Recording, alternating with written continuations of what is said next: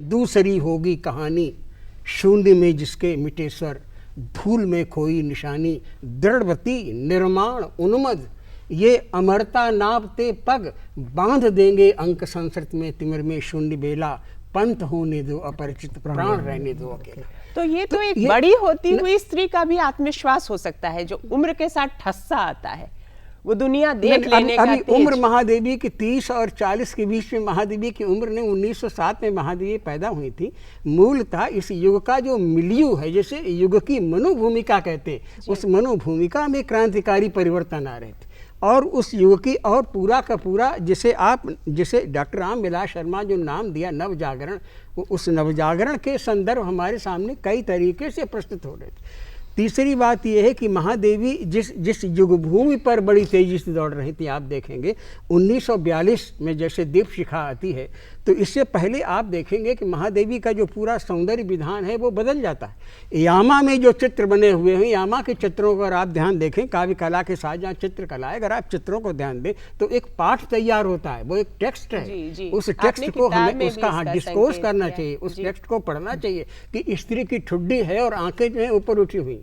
कई बार आप देखेंगे कि डमरू लिए हुए शिव, त्रिशूल लिए शिव भागते हुए चले जा रहे। तो ये जो चित्र हैं, इन चित्रों में भी महादेवी की एक मनोभूमिका है, और उस मनोभूमिका में आप देखेंगे कि नारी मन का जो अनादि तत्व है, जैसे हम आद्या तत्व कहते हैं, नारी मन का जो सामूहिक आदिम अवचेतन मन है, वो जैसे महादेवी के सामने बिल्कुल उभर जाता है। तारकमय नववेणी वंदन, शीश फूल कर शशिका नूतन, रश्मि वलय स्थितघन अवगुंठन, मुक्ताहल अभिराम विषादे चितवन से अपनी पुलकती आ बसंत रजनी। आप देखेंगे विषाद धुल गया है एकदम। इसलिए रामचंद्र शुक्ल से मैं समझता हूँ एक गलती हुई कि रामचंद्र शुक्ल ने कहा कि छायावाद को मैं दो संदर्भों में लेता हूँ। शुक्ल जी ने कहा छायावाद को एक तो मैं रहस्यवाद के संदर्भ में लेता हूँ, और दूसरा कहा कि मैं छायावाद को अभिव्यंजना की नूतन पद्धति के अर्थ में लेता हूँ। और जो रहस्यवाद का संदर्भ है, अज्ञात और अगोचर का जो संबंध है, वो शुक्ल जी ने महादेवी से जोड़ दिया, और जो दूसरे वाला नूतन अभिव्यंजना की पद्धति वाला संबंध था वो पंत प्रसाद और ये हिंदी आलोचना कठोर मर्दवाद है। इस मर्दवाद ने ही महादेवी के पूरे काव्य को सत्यानाशी स्थितियों की मोड़ की तौर पहुंचाया। फिर शुक्ल जी यहाँ रुकन। शुक्ल जी के बाद जो स्थिति हमारे सामने आई वो ये आई कि नए तरीके से जब आलोचना आई तो डॉक्टर नरेंद्र को लगा महादेवी दीप शिखा की भूमिका में कि किसी अतृप्त भावना नहीं, किसी अभाव नहीं, महादेवी के जीवन को जो है वो एकाकिनी बरसात बना दिया। तो डॉक्टर साहब के मन में जो बात आई वो बात ऐसी नहीं थी। महादेवी अपने गीतों में लिखेंगी, क्योंकि अब तो हम महादेवी के जीवन पर नहीं जाते, अब तो हम रचना क्या कहती है इसके भीतर, रचना में बराबरी आवेगा। हाय मुझे अंगार पथ पर चिन्ह अपने छोड़ जाना, चिर सजग आंखें उनीदी आज कैसा व्यस्त माना, जाग तुझको दूर जाना। कई बार कहेंगे जाग जाग वृंदा विपिन बिहारी जाग। जागने का जो स्वर है महादेवी में निराला की तरीके से बहुत है, जग जग जग। जो बाइनरीज हमेशा है वो है ही, वो स्वप्न भी है, जागरण भी है, हमेशा एक उस तरह का ताना बाना मिलता है। लेकिन करुणा में आवास, इन्होंने कहा कि घर मेरा न कभी अपना होना, एक तरफ तो कहती हैं, फिर उनको अंत में करुणा में आवास मिलता है। तो ये और ये द्वित्व देखिए कि जो डॉक्टर साहब ने बात कही थी उस बात को मैं बढ़ाऊंगा। उसका कारण ये है, जो बात मैं और बढ़ा देना चाहता हूँ ये है कि देखिए इसी बीच महादेवी ने बहुत से अनुवाद किए। सप्तपर्णा बहुत कम लोगों ने देखी है। देखिए सप्तपर्णा में महादेवी मनु, और महादेवी ने उसी बीच में हिमालय नाम की कृति तैयार की। और देखिए कालिदास और ये भवभूति और ये भारवी और ये बुद्ध की तमाम चीजें ये आई, इनसे महादेवी की एक भूमिका बुद्ध की ओर थोड़ी सी ओर जाती है। लेकिन महादेवी ने जिसे शाही ने बाद में अपने निबंध में कहा, भारतीय जीवन की जो कालिदासीय लय थी, उस भारतीय जीवन की कालिदासीय लय को छोड़ा नहीं। इसलिए महादेवी का जितने प्रतीक हैं, ये जो कमल है, झंझा है, रात्रि वो सब रूटेड हैं जातीय स्मृतियों में। इसीलिए रामविलास शर्मा ने बाद में निष्कर्ष निकाला कि अगर महादेवी कविता को एक दो लाइन में हम समझना चाहेंगे, कहना चाहेंगे, तो हम कहेंगे कि रात के उर्मे दिवस की चाह का सर हो। महादेवी जी बहुत शुरू में बौद्ध भिक्षुणी बनना चाहती थी जी। गई थी वो नैनीताल इसी काम से। जो लामा थे उनको भिक्षुणी बनाने वाले, उन्होंने काठ की एक पट्टी सामने रख के और महादेवी से बात करते रहे। महादेवी को लगा कि जो आदमी हमारा सामना नहीं कर सकता या हम जिसके सामने बात नहीं कर सकते, छोड़ दिया वो आइडिया ही छोड़। बिल्कुल। लेकिन बौद्ध धर्म दर्शन से उनका लगाव लगातार बना रहा और वो दिखाई देता रहा। देखिए क्या है, उन्होंने विश्ववाणी नाम की पत्रिका का एक बहुत मोटा विशेषांक संपादित किया था। वो बौद्ध धर्म दर्शन पर ही है। और उस बीच में जो उन्होंने लेख लिखे थे बौद्ध धर्म दर्शन पर, वो उनके निबंधों का जो संग्रह क्षणदा है, उसमें अनेक निबंध आपको मिल जाएंगे। में जो निबंध हैं वो महादेवी वर्मा के बौद्ध धर्म दर्शन से संबंधित निबंध हैं। और विश्ववाणी का जो अंक है नंबर 1। नंबर 2 ये कि अभी आप थोड़ी देर पहले जिन अनुवादों की बात कर रहे थे, उन अनुवादों में महादेवी वर्मा हिंदुस्तान में आरंभिक लोगों में हैं जिन्होंने थेरी गाथाओं का अनुवाद किया है। यही नहीं, आर्ष ग्रंथों का किया है। उन्होंने आर्ष ग्रंथों का तो किया, मैं बौद्ध धर्म दर्शन की बात अभी कर रहा हूँ। उन्होंने अश्वघोष से लेकर बाद तक के बौद्ध जो कवि और कविताएं हैं उनका उन्होंने अनुवाद किया था। इसीलिए मैं ये कहना चाहता हूँ कि छायावादी कवियों में अकेली महादेवी वर्मा है जो बौद्ध धर्म दर्शन से एकता अनुभव करती। दूसरा कोई छायावादी मैं इससे असहमत हूँ। वो ये कहना चाहता हूँ कि जिस तरह से करुणा के साथ उनको जोड़ा जा रहा है, उसके पहले ये बिल्कुल विचार किया जाना चाहिए कि करुणा जो है उनका आधार क्षेत्र नहीं है। आधार क्षेत्र उनका प्रेम है, श्रृंगार है। बिल्कुल, जहाँ से उनकी कविता ताकत पाती है और जहाँ वो अपनी कविता का संसार रचती है। ये मैं कहना चाहता था। उस प्रेम में दुख की अनिवार्यता उन्होंने स्वीकार की जी। और अगर प्रेम में दुख को आप अनिवार्य मान लीजिए और फिर उसके आधार पर आप एक दर्शन विकसित करने की कोशिश कीजिए, तो ये बड़ी जाहिर सी और स्वाभाविक बात है कि बौद्ध धर्म की करुणा आपको बहुत आसानी से वो मौका देती है कि आप उस वेदना का एक दर्शन उसमें देखिए। और आप ये देखिए कि ये सारे छायावादी कवियों में आपको दिखाई पड़ेगा कि बराबर एक कोशिश करते हैं, दुख अनिवार्य है जीवन में, उस अर्थ में नहीं, बिल्कुल दार्शनिक अर्थ में नहीं जिस अर्थ में बौद्ध धर्म में कहा गया, लेकिन कहीं ना कहीं दुख की अनिवार्यता की स्वीकृति। और वर्तमान में जो समस्या है वो इन सभी लोगों की दृष्टि में आप देखिए वो विषमता की समस्या है। बराबर कोशिश करते हैं प्रसाद क्या हो सामरस्य के रूप में। पंत ने कहा सुख दुख के मधुर मिलन से जीवन हो परिपूर्ण। तो दुख को अनिवार्य मान करके फिर उसको ट्रांसेंड करने की कोशिश करते हैं। और पर दुख का भी उसमें शामिल है। और एक तरह से पीड़ा क्वालिफाइंग टेस्ट हो जाता है प्रेम का। वो कहती है कि तुमको पीड़ा में ढूंढा, तुम में ढूंढूंगी पीड़ा, otherwise you will not qualify. पीड़ा होगी तभी तुम मित्र के रूप में वर्ण करने किए जाओगे, नहीं तो नहीं किए जाओगे। प्रेम से ताकत जरूर पाता है, लेकिन प्रेम में पीड़ा का बहिष्कार नहीं। हाँ, तो ये मैं नहीं कह रहा हूँ कि प्रेम में आपस में साझेदारी है। मैं सिर्फ ये कह रहा हूँ प्रेम में कि उनकी जो मूल पहचान है, क्योंकि अभी आप लोग जब बौद्ध दर्शन की बात कर रहे हैं तो उसमें मेरे मन में एक संदेह है। कि अंततः जो रहस्यवाद उनका है वो तो बहुत दर्शन से चल के नहीं आया। नहीं, इस वो पर नहीं जरूर विचार किया जाना जी चाहिए। आप नहीं, बताएं। बहुत दर्शन से बहुत नहीं आया। दर्शन ये वो तो ये जो औपनिषदिक धारा है वहां से चल के आ रहा है वो। हाँ। इसलिए जब तक असल- उसकी संधि यात्रा तो जब है। तक उसकी चर्चा आप नहीं करेंगे तब तक महादेवी के उस यामा वाले पूरे संकलन के साथ न्याय नहीं होगा। महादेवी के जो कथन थे उन्हें आपने दोहराया है कि मेरे गीत आध्यात्म के अमूर्त आकाश के नीचे लोक गीतों की धरती पर पले। हाँ, ये तो ठीक। महादेवी के अपने कथन हैं। हाँ हम इन कथनों पर विश्वास करें या न करें ये पाठक का अपना मन है, हाँ जी, क्योंकि हमने खुद कहा था कि महादेवी के गीतों का हम एक अपने तरीके से पाठ करेंगे, ये हमारा अधिकार है। हाँ हमारा मन, अगर हमारा मन ये नहीं है कि हम महादेवी के गीतों का पूरा पाठ वेदांत की धुरी पर ही जाकर करें, तो ये जरूरी नहीं कि हम वेदांत की धुरी पर करें, या जरूरी नहीं कि हम महादेवी गीतों का पाठ आज जो है बौद्ध दर्शन की धुरी पर करें, हमने वो भी कहा था, जरूरी नहीं। तीसरा, हम अगर हमारा मन है कि हम महादेवी के इन गीतों का पाठ नवजागरण के संदर्भ में करना चाहें, हम नवजागरण संदर्भ करें, हम नहीं करेंगे, मान लिया हम नहीं करते, हम महादेवी के गीतों का पाठ जो है नवजागरण से भी हटा के ये करना चाहते हैं कि जो भारतीय स्वाधीनता आंदोलन चल रहा था, जैसे जैसे स्वाधीनता आंदोलन में खुलापन आ रहा था, वैसे वैसे महादेवी के गीतों की अभिव्यक्ति में भी खुलापन आ रहा था। हाँ। और वे संकेत मिलते हैं बार, मुखर पिक हौले हौले बोल, हठीले हौले हौले बोल, बार बार कीर कापी आज पिंजर खोल दो। इसका अर्थ तो हम स्वाधीनता आंदोलन के संदर्भ में ही खिले हाँ, नहीं, नहीं, प्रतिबद्धता, देखिए वो सही बंद है। समाज था, और नारी के कम से कम नारी महादेवी के ओहो, नारी मन को पढ़ने यही के मैं लिए कह रहा हूँ। हमें देखिए, अलग से बात करनी पड़ेगी। आपने हम एक श्रृंखला की जगह- कड़ियों पर आते हैं, क्योंकि उसमें हम दूसरी तरह का संदर्भ, ये पर्सपेक्टिव सभी हैं, जब चारों पर्सपेक्टिव से बात हो सकती है।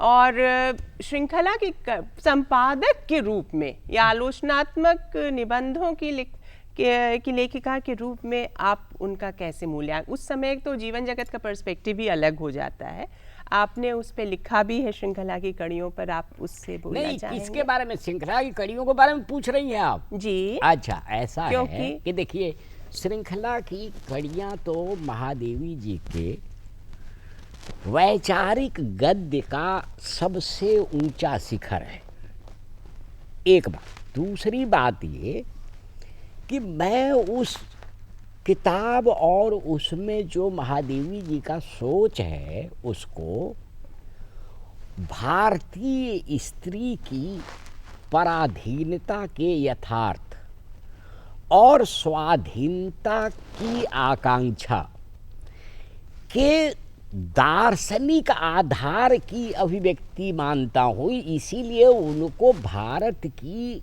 और हिंदी की तो कम से कम अनिवार्य रूप से फर्स्ट फेमिनिस्ट फिलोसफर मानता हूँ मैं। वो सिमोन दे पूआ के पहले का ग्रंथ है, नहीं, वो बहुत पहले का। चांद के जो निबंध है बहुत पहले पहले के का। हैं। बहुत पहले का है वो। सीमन दी बुआ का ग्रंथ फ्रेंच में भी 49 में छपा था। जी, और ये तो चांद के ये 35 लिखे हुए 36 लेख हैं। के लिखे गए 42 में निबंध आए। और 42 में तो छपे, किताब ही छप किताब ही गई आ थी। गई।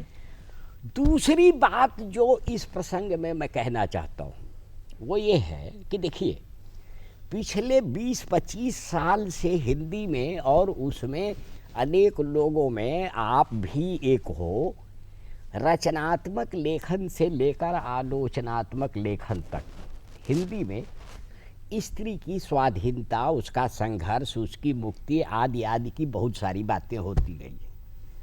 पर महादेवी वर्मा ने 2 प्रसंग ऐसे श्रृंखला की कड़ियाँ में दिए हैं जिसमें मेरी जानकारी में आज तक 2 वाक्य हिंदी में अभी नहीं लिखे गए दोबारा। एक तो महादेवी जी ने श्रमशील स्त्रियों की मुक्ति की बात की है।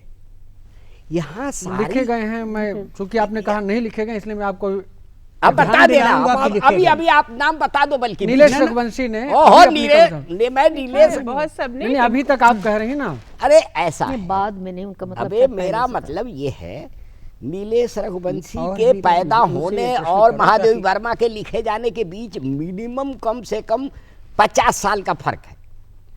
मैं कह रहा पहली हूँ बार कि कहिए, आज पहली बार भी उन्होंने आज जब- भी जो महादेवी वर्मा ने श्रमशील स्त्रियों की मुक्ति की बात की है, वो आज के भी सारे भारत में और हिंदी में विशेष रूप से स्त्री मुक्ति का जो मामला है उसका एक ऐसा बिंदु है जिस पर कम से कम बात होती है। आपने कहा कि एक ने लिखा लगभग वैसे मुझे याद आता है घरेलू वह श्रम तोड़ती इसमें पत्थर हमारी जो असहमति है, है। इसके बाद वह तोड़ती क्योंकि पत्थर घरेलू जो बेगार निराला भी- की नहीं, कविता अब सुन, निराला की जो कविता पांडे है जी, वह हम तोड़ती पत्थर, पांडे- उसको भी याद कर लीजिए। अच्छा सुनिए तो जरा मैंने मेरी बात सुन बात पूरी लीजिए। हो जाने अकील, दीजिए उनकी। आपको अगर लगता है कि निराला की कविता तोड़ती पत्थर स्त्री मुक्ति की कविता है तो समशील, भगवान ही सम- मालिक है, पांडे उसमें जी, मैं कुछ पांडे नहीं जी, कह सकता। आप सुन जो लीजिए बोल मेरी- रहे हैं भाषा तो हम सब लोग समझते हैं, हमारा कहना श्रमशील स्त्री पर ही वो कविता है। श्रमशील स्त्री पर है, यही लेकिन मैं कह रहा मैं हूं। जिस प्रसंग में बात कर रहा हूं कि महादेवी वर्मा जो सारी स्त्रियों की गुलामी से मुक्ति की बात करते हुए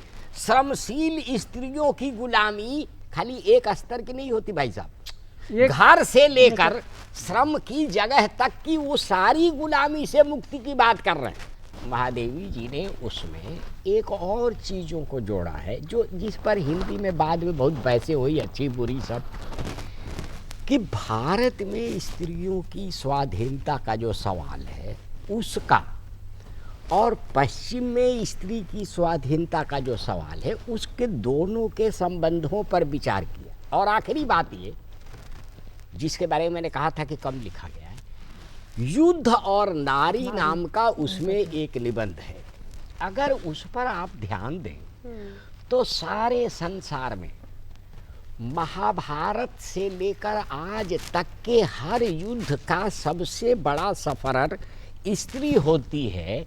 ये महादेवी जी के उस निबंध से सामने आता है। और आप लोग याद रखिए कि वो निबंध तब लिखे गए थे और ख़ास तौर से युद्ध और नारी जब सेकेंड वर्ल्ड वार अभी शुरू ही होने वाला था।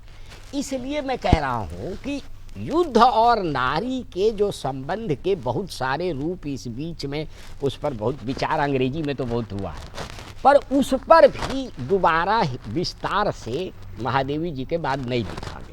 देखिए महादेवी का जो पूरा गद्य लेखन है, आप देखेंगे भारतीय गद्य लेखन में जो स्त्री भारतीय स्त्री है उसमें हमारी ग्रामीण परंपराओं का जो रूढ़िवादी चिंतन है, वो रूढ़िवादी चिंतन बार बार आड़े आता है। इसलिए महादेवी के पूरे लेखन में विमाताएं बहुत हैं।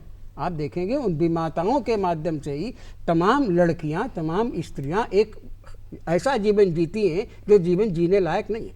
दूसरा, जैसे मान लीजिए एक राजस्थानी लड़की हमारे सामने भाभी नाम से महादेवी ने लिखा, तो भाभी वो जीवन जी रही है जिस जीवन में एक आदमी उसे घर से बाहर निकलने नहीं देता। ये हमारी हजारों सालों की जो कुरीतियाँ हैं, जो ढोंग हैं, जो चरित्रवाद है, जो सतीवाद है, जो पवित्रतावाद है, जो कुलीनतावाद है, महादेवी इन सब पर आक्रमण करती है। हाँ जी, हाँ, पूरे के और पूरे भारतीय बहनापे के समाज के सूत्र का नरक को विस्तार महादेवी भी तोड़ करती रही है। हैं। बहनापे के देखिए, सूत्र का विस्तार भी स्त्रियों- कैसे करती हैं ये आप बताएं। ये स्त्रियों का कोई पक्ष ऐसा नहीं है।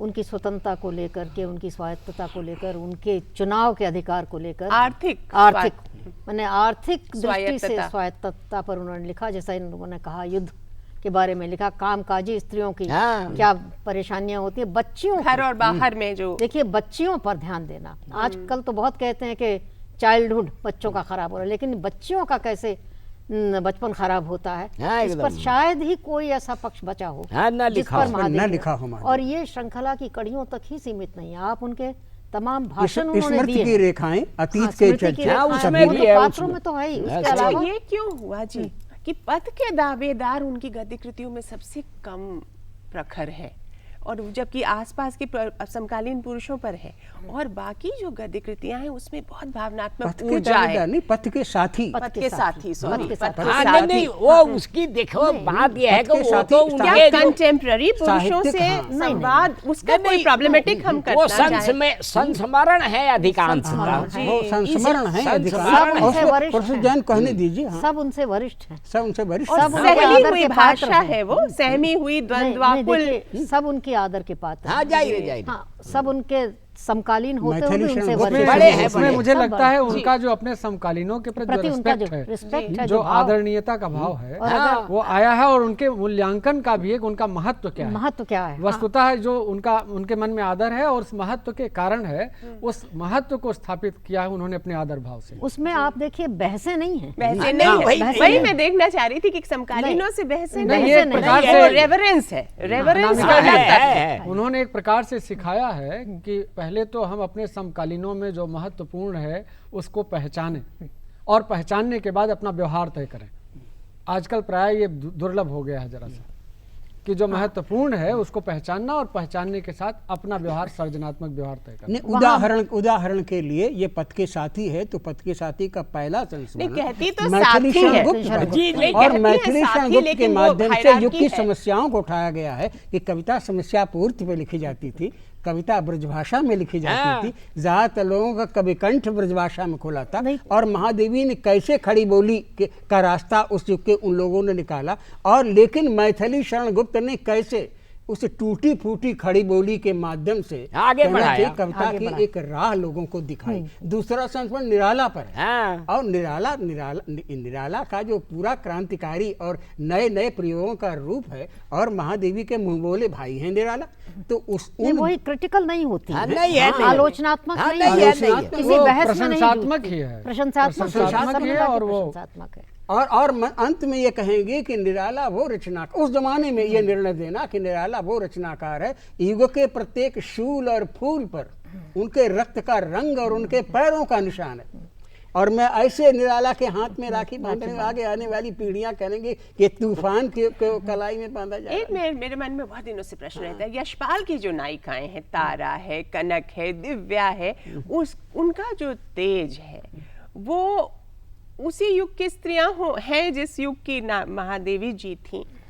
तो क्या उन फिक्शन में जो नायिकाएं आई हैं उस युग की, वो भी सारे द्वंद्व जीती हैं और वो ये भी जीती हैं, तो उन दोनों का आपसी रिश्ता, जैसे आप कह रहे थे कि जैसे एक हम जानते हैं कि बाद के दिनों में उनका प्रखरतर स्वर होता गया, यहाँ तक यह विरह की रात का कैसा सवेरा है, रथ चक्र वाला मतलब कीच रक्त कीच का भी बिंब है। लेकिन मैं दूसरा दूंगा, आपने यशपाल वाला मामला महादेवी सा दुखाड़ा है, ये थोड़ा हमें विषम गाड़ी लग रही है। गाड़ी को दूसरी दिशा में स्त्री को बिंबों की बात कह रहे हैं, इसलिए कि स्त्री के बिंब उस शुरुआत समय एक में व्यक्ति खेत ऐसे की गुड़ाई की। महादेवी ने शुरुआत में हिंदी कविता, हिंदी सृजनात्मकता के खेत की गुड़ाई की। इससे पहले तो वो बीज किसी ने डाला ही नहीं था, जमीन तैयार की, जमीन तैयार।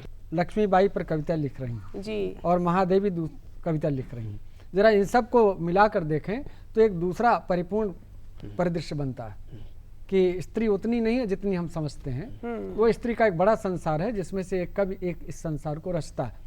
और मुख्यतः जो महादेवी की कविता है, जो उसका सांस्कृतिक या साहित्यिक मूल्य है, उस पर तो हमको हमेशा ध्यान रखना ही पड़ेगा। और शिपरेक वहाँ जो जी सर्वनाम है, जैसे कविताओं में मैं जो था विटमैन के समय से, शिपरेक ऑफ द सिंगुलर जैसे कहते हैं, जो कोई जहाज टूट गया, बड़ा जहाज टूट गया, तो मैं जो है वो सर्वसमावेशी मैं बन जाता है। लेकिन गीतिका विधा ऐसी है कि उसमें युग की हलचलें अनामिका जी, छायावाद का पूरा के पूरी कविता का संबोधन मैं में है, सर्वसमावेशी है, मैं नीर भरी दुखी बनी नहीं है। मैंने हमेशा लेकिन वो एक व्यक्ति का मैं नहीं है, तुम्हारी रागनी भी हूँ, मैं क्यों पूछूं, ये हमेशा मैं आवेगा, ये प्रसाद में भी आवेगा। तो लेकिन एक व्यक्ति का मैं तो वो है नहीं, वो एक व्यक्ति का सर्वसमावेशी मैं है, वो समूह है पूरी तरीके से। लेकिन फिर भी गीतिकाव्य विधा ऐसी है कि उसमें डिटेल्स तो जग जीवन के बिखरे हुए नहीं आ सकते ना।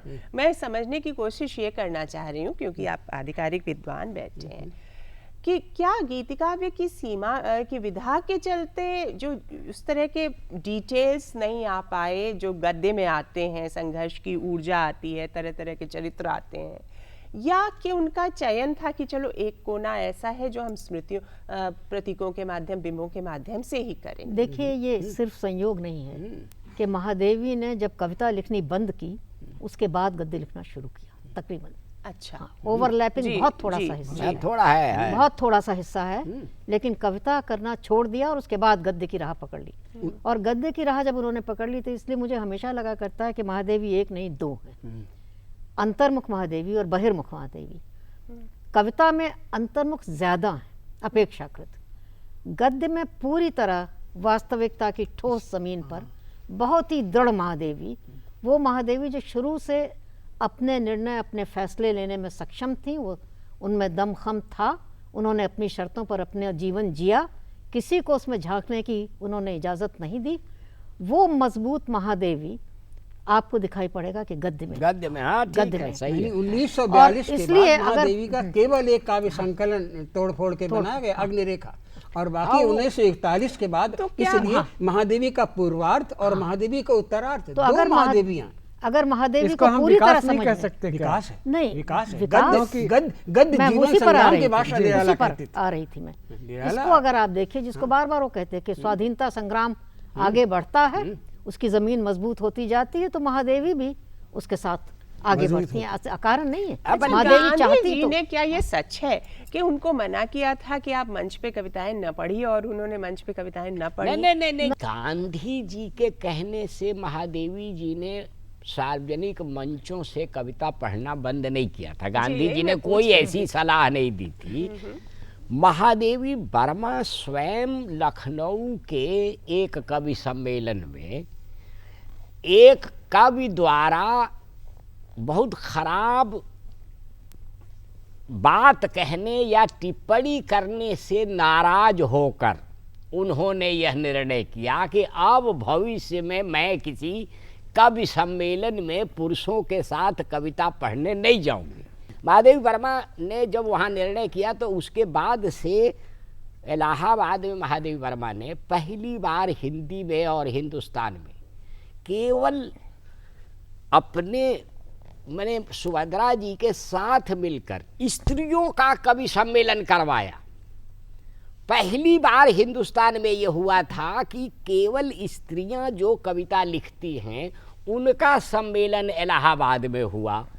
उसके बाद जो दूसरा समारोह उन्होंने किया, पहली बार इस देश में मीरा जयंती उन्होंने मनाई। खैर, जब झंडा आंदोलन चला तो जबलपुर में सुभद्रा कुमारी चौहान ने इस देश में पहली बार उसे आगे किया। हाँ। इलाहाबाद में जो साहित्यकार संसद बना था, हाँ, वो महादेवी ने वहाँ पर नारियों का एक बहुत बड़ा मंच बनाया। उसमें सामाजिक समस्याएं डिस्कस होती थी। जी, जी। और वे विधवाएं या वे औरतें जिनके बच्चे जैसे मुन्नू की माई, तो महादेवी का इस तरीके का जो सामाजिकता है और सामाजिक समस्याओं को हल करने का संकल्प है, वो तो महादेवी के पूरे रचना संसार के मनोभूमि। उस वक्त बहुत सारे ऐसे परिवार थे, शिवरानी जी भी जेलोल, वो बंधु परिवार जिसको हम फैमिली ऑफ फ्रेंड्स कहते हैं, वो हिंदी में थे। पहली और बार।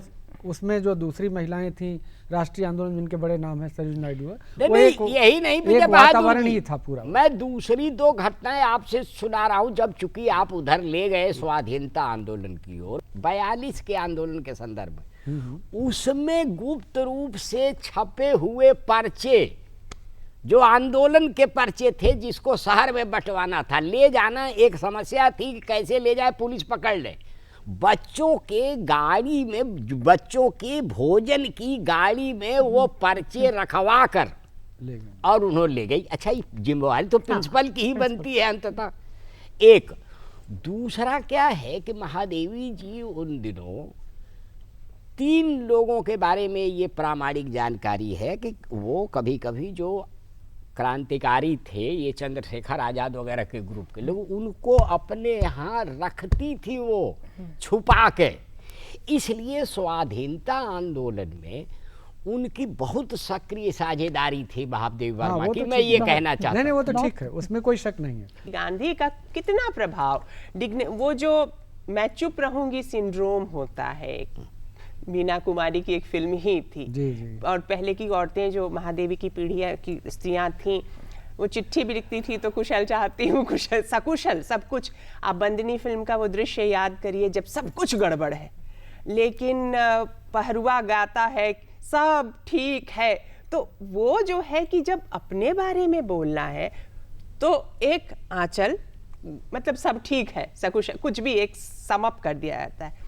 लेकिन जब संसार के बारे में बोलना है, दुखी जनों के बारे में बोलना है, तो विस्तार से। तो ये जो एक लजाने का सा भाव है, ये जो संकोच है, ये इससे गांधी जी का रिश्ता आप कोई जोड़ते हैं क्या, डिग्निफाइड सफरिंग का? मैं जिस तरह देखता हूँ महादेवी या किसी भी और कवि उनके को, जीवन के बारे में पता तो चल जाता है, जितनी भी उन्होंने संस्मरण लिखे हैं उससे तो उनका इन्वर्टेड जीवन पता, ऑटोबायोग्राफिकल हो जाता है। नहीं इन्वर्टेड अपन लेकिन लोग कह रहे हैं, उनका जीवन जो था वो तो एक प्रकार से बहुत ही प्रकट था, क्योंकि प्रकट उनका था। सामाजिक जीवन बहुत ज़्यादा था जी, और सामाजिक और राष्ट्रीय जीवन बहुत ज़्यादा था। दूसरी बात, हम लोगों को मुझे लगता है कि जितनी भी कविता आप नए सिरे से देखते समय, मैं ऐसा देखता हूँ कि वो पूरा जो परिवेश था, उस परिवेश में कौन कौन सी चीज़ें थीं ताकत पकड़ रही थी और कौन कौन सी चीज़ें आकांक्षा के रूप में, स्वप्न के रूप में, संघर्ष के रूप में। और गांधी उस सारे युग को एक प्रकार से सिंबलाइज करते हैं, जी, लेकिन गांधी सिंबलाइज करते हैं नॉट एज एन इंडिविजुअल, एक व्यक्ति के रूप में नहीं, वो एक पूरे युग नायक के रूप में करते हैं। और जैसा हम लोग जानते हैं, युग नायक में वो सारी परंपरा और वो समय एक साथ बोलता है, इसलिए जो भी बड़ी कविता होगी उसमें ये सारी चीज़ें एक साथ बोलेंगी।